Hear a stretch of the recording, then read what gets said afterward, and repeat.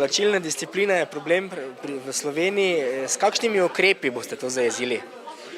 Ja, če bodo tisti, ki so kaj dolžni, tudi normalno plačali, potem bodo tudi podjetja lažje naprej delovala. Problem je tudi v tem, da je država ne spoštuje zakonodaje, torej najprej je treba narediti red pri državi.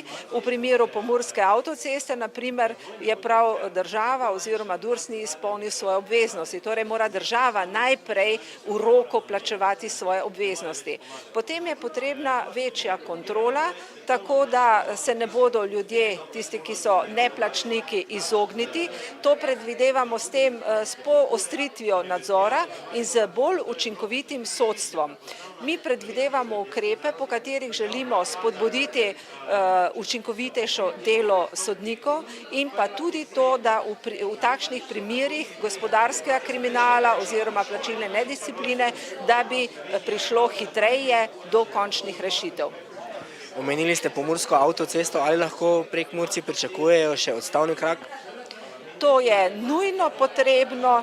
Sama sem pred 2 dnevoma imela gumi defekt na avtocesti in v megli in hvala Bogu, da je odstavni pas tam, kjer sem ostala na cesti, in takrat sem se še bolj vprašala, kaj pa naredijo Prekmurci, Pomurci, če pride do takšne nesreče oziroma do karambola na njihovi avtocesti. Za večjo varnost je to zagotovo zelo pomembno. Kakšen uspeh pričakujete v letošnjih volitvah? Nova Slovenija dela trdo, z vsakim soočenjem nam rastejo procenti na anketah, tako da smo si zadali cilj čim bolj se približati 10%, kar seveda za zunaj parlamentarno stranko ni enostavno. Ker smo pa v preteklosti že imeli takšen rezultat, menimo, da je to za nas dosegljivo in si za to prizadevamo.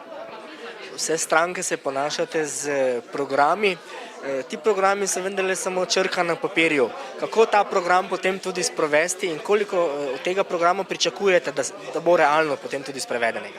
Mi smo pripravili program, ki je realen, ki je uresničljiv, seveda ga je pa treba tudi izvesti. Tudi druge stranke imajo dobre rešitve, zato v primeru, da bi jaz bila v vladi ali pa celo predsednica vlade, bi pritegnila k sodelovanju ne samo vladne stranke, ampak tudi opozicijske, da bi skupaj iskali najbolj učinkovite rešitve, ker menim, da za nekatera najbolj pereča vprašanja moramo v Sloveniji doseči čim večje soglasje, da bomo potem te ukrepe lahko čim bolje izvedli. Se vam ne zdi, da bi včasih bilo bolje udariti po mizi, pa narediti tudi malo bolj kakšen konkreten rez, kot pa vprašati vedno za konsenz?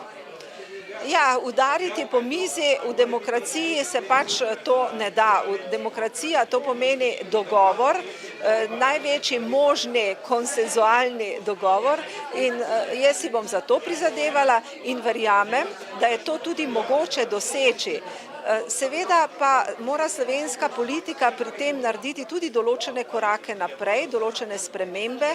V prejšnjem mandatu je bilo morda preveč trdih besed, preveč nespoštovanja enega in drugega, premalo upoštevanja dobrih predlogov, zato se bom jaz vedno zavzemala za to, da se spoštujejo pametni predlogi in se potem naredi najboljše za državljane. V primeru, da pa udarimo po mizi, gremo z glavo skozi zid, če imamo dovolj glasov v parlamentu in izglasujemo neki zakon, s katerim se pa ljudstvo ne strinja, pa prihaja do referendumov. Zato menim, da je bolje, da stranke dosežejo čim večje možno soglasje o temeljnih vprašanjih v družbi, potem pa tudi referendumi ne bodo potrebni.